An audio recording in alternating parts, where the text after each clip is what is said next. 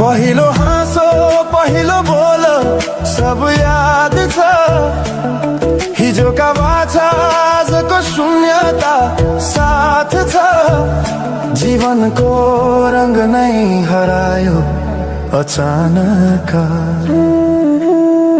तिमी बिना बाँच्नु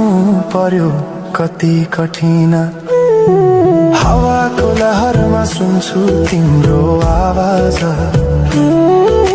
शून्य कोठामा प्रतिध्वनि जस्तो गाजा सम्झनाको बादल मनमा जम्छ रातको